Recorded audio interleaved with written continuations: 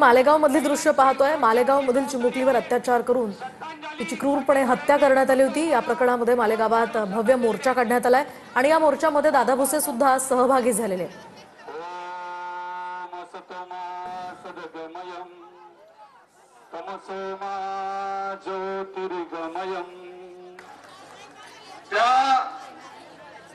आरोपीला फाशीची शिक्षा झाली पाहिजे आणि म्हणून त्या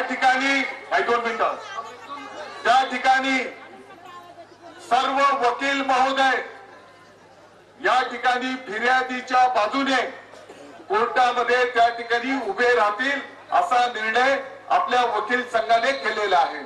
असेल पाण्याची समस्या असेल, कट्यांची समस्या असेल, सगळ्यात महत्त्वाची रस्त्याची समस्या असेल। आज आपल्याला माहिती आहे की मुंबईकरांचं जनजीवनचं किती मोठ्या प्रमाणात आज घनकचऱ्याचा किती मोठा प्रश्न झालेला आहे। म्हणजे आम्ही सातत्याने मुंबईच्या प्राईम स्पॉटच्या जागा चालल्या त्याच्याबद्दल बोलतोय, पीएपीच्या मोठ्या घोटाळ्याबद्दल बोलतोय, मोठे मोठे डेव्हलपमेंटचे प्रोजेक्ट आहेत, पीएपीचा खूप मोठा घोटाळा आणि मुंबई महानगरपालिकेमध्ये 3-3.5 वर्षापासून जे नाहीये सरकार, त्याच्यामुळे आज असा प्रश्न आलेला आहे की मोठ्या प्रमाणामध्ये मुंबई महानगरपालिकेचा पैसा कॉन्ट्रॅक्टरच्या खिशात चाललाय, शून्य काम करता। त्याच्यावर आम्ही बोलण्याचं काम करतोय। त्यामुळे आमचा इलेक्शन लढण्याचं जे आहे हे आमची भूमिका स्पष्ट आहे आणि त्या संदर्भामध्ये जर काही जसं तुम्ही सांगताय मला बघाशी बसून की बाबा ते बोलतायत तर दिल्लीशी ते बोलत असतील, त्यांनी बिलकुल त्या संदर्भामध्ये मला तर कल्पना आहे, बोलत असतील तर ते मला माहित नाही। काँग्रेसकडून प्रवक्त्यांनी यापूर्वी मनसेची साथ सोडली तर तुम्ही उद्धव ठाकरे ते मी जरदरच्या प्रश्नावरती उत्तर देऊ शकत नाही, पण मी एवढं मात्र सांगू शकते आमची भूमिका आम्ही स्पष्ट केलेली आहे। आम्ही काही लोकांबरोबर जाऊ शकत नाही हे मी आज नाही सांगते, आम्ही 2 महिन्यापासून कंटिन्यू सांगते। तुमच्या प्रवक्त्यांनी 10 मुद्दे सांगितले होते, विचारधारा तुमची विचारधारा तुमची आमची असेल किंवा भाजपाची आमची विचारधारा जमण्यासारखीच नाहीये।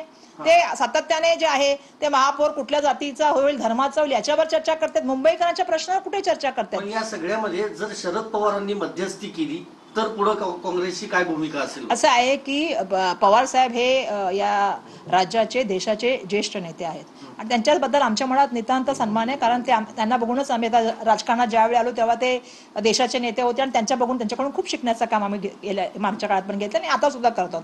मी त्यांना परवाच म्हटलं की साहेब तुमची ऊर्जा आणि तुम्ही जे टाइमच्या बाबतीमध्ये तुमची असलेली पर्टिक्युलर हे खूप आमच्यासारख्या तरुण लोकांना शिकण्यासारखं आहे। त्यामुळे ते आमचे ज्येष्ठ नेते आहेत। असं आहे की हा निर्णय जो आहे हा कार्यकर्त्यांना विचारून नेत्यांशी चर्चा करून घेतलेला निर्णय, या संदर्भामध्ये आम्ही दिल्लीशी सुद्धा चर्चा केलेली आहे। त्यामुळे मला असं वाटतं की या संदर्भामध्ये काही निर्णय घ्यायचा असेल तर मला माहित नाही की त्यांची कोणाशी चर्चा चालू आहे, पण या संदर्भामध्ये आमची अगोदर चर्चा झालेली आमच्या नेत्यांची। सोबत हवे, राष्ट्रवादी सोबत हवे, ठाकरे बंधू नसले तरी आम्ही पवार साहेब आमचे समविचारी पक्ष असल्यामुळे तुम्ही जर बघितलं तर 40 वर्षापासून आमची जी आहे ते शरद पवार साहेबांची अलायन्स आहे। आजची अलायन्स नाही, ते खूप वर्षानुवर्षाची आमची अलायन्स आहे आणि त्यामुळे मागील काळामध्ये सुद्धा आम्ही जेव्हा मुंबई महानगरपालिकेचं इलेक्शन लढत होतो किंवा आमदार आणि खासदारचं इलेक्शन लढत होतो त्यावेळी ते आमच्याबरोबर होते।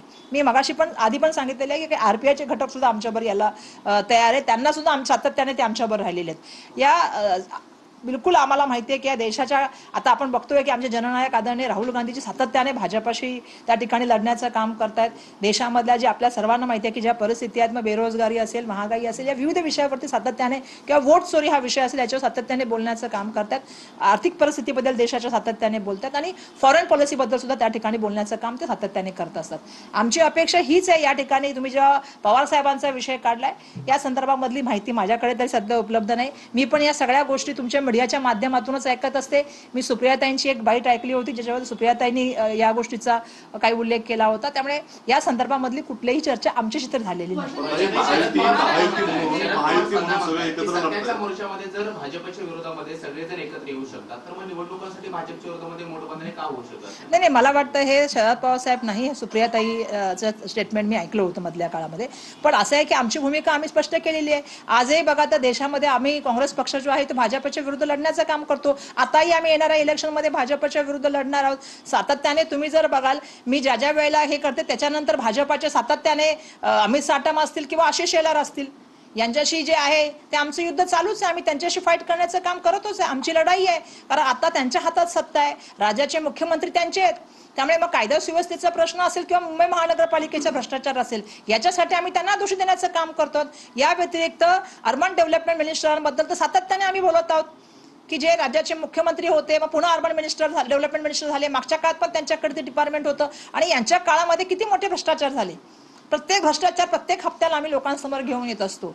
आता एक क्लस्टर डेव्हलपमेंटच्या नावाखालचा मोठा भ्रष्टाचार आहे, त्याच्या संदर्भात पण आम्ही बोलत आहोत की याच्यामध्ये गरीब माणसाचा तर आवाज पूर्णपणे बंद करण्यासाठी काम चाललेलं आहे. मला सांगा की मुंबईच्या मोठ्या मोठ्या जमिनी या क्लस्टर डेव्हलपमेंटच्या माध्यमातून कोणाला देण्याचं काम चाललेलं आहे. त्याच्यामधला एक मोठा घोटाळा तर मी समोर आणला होता जुहूचा, की त्याच्यावरती चौकशी व्हायला पाहिजे होती की बाबा पूर्णपणे ती जमीन आहे, तुम्ही त्याच्यामध्ये आता काय करणार, बिल्डिंगी पण घेणार, त्याच्यामधले जे आहे ते गव्हर्नमेंटचे जे रिझर्व्ह पॉट आहे ते पण तुम्ही त्याच्यामध्ये घेणार महानगरपालिकेच्या, आणि त्याची पूर्ण चौकशी व्हावी अशी अपेक्षा आहे. त्यामुळे आमची लढाई भाजपाशी असणार आहे आणि येणाऱ्या काळात ती मजबूतीने आम्ही लोकांसमोर घेऊन येऊ. आणि पक्ष म्हणून जो निर्णय घेतला जातो तो फक्त एक अध्यक्षाच्या लेवलला नसतो, तो कार्यकर्त्यांपासून संघटनेच्या सगळ्या विविध माध्यमातून घेतला जातो आणि त्या संदर्भामध्ये आम्ही आमच्या हायकमांडशी याबद्दल बोललेलो आहोत. सर्वेक्षण केलंय ज्यामध्ये 100 पेक्षा जास्त जागा येतील असा दावा करतोय भाजप. सर्वेक्षण केलंय आम्ही म्हणतोय भाजप. तुम्ही टीका बघा, करताय मला असं वाटतंय मुंबईकर सुज्ञ आहेत आणि मुंबईकर या संदर्भामध्ये जे आहे ते निर्णय घेण्यासंदर्भामध्ये मुंबईकरांना जो त्रास सहन करावा लागतोय आज ट्रॅफिकचा, मधल्या काळामध्ये CNG गॅसच्या जे अव्यवस्थापन झालं त्याच्यामुळे 3-4 दिवस मुंबईकरांच्या काय अवस्था होती तुम्ही सांगा. आज मुंबईच्या रस्त्यांची काय परिस्थिती आहे ते मुंबईकरांना चांगल्या तऱ्हेने माहिती आहे. आज ट्रेनमध्ये माणूस गेला की त्या ठिकाणी त्याची काय परिस्थिती असते हे मुंबईकरांना माहिती आहे. त्यामुळे मुंबईकर जे वोट करतील ना ते मुंबईच्या विकासासाठी वोट करतील अशी मला अपेक्षा आहे. आणि म्हणून त्यांचं राजकारण हे नेहमी धर्मावर आधारित राजकारण असतं. आता पण त्यांचे जर तुम्ही मुद्दे विकास, कारण ते भ्रष्टाचाराबद्दल बोलूच शकत नाही कारण ते स्वतः सत्तेमध्ये आहेत. मागील काळामध्ये पण सत्तेमध्ये होते, आता महायुतीचे सरकार आहे त्याच्यामध्ये पण ते सत्तेमध्ये आहेत. त्यामुळे त्यांनी मला अपेक्षा आहे की देवेंद्र फडणवीस साहेबांनी श्वेतपत्रिका काढावी ना.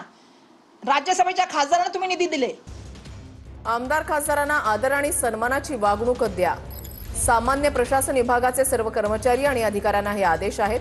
सर्व शासकीय निमशासकीय मंडळ महामंडळांना सरकारचे आदेश आहेत. लोकप्रतिनिधींच्या कार्यालय भेटीमध्ये शिष्टाचार पाळण्याचे आदेश आहेत. आदेशाचं उल्लंघन केल्यास शिस्तभंगाची कारवाई होणार आहे.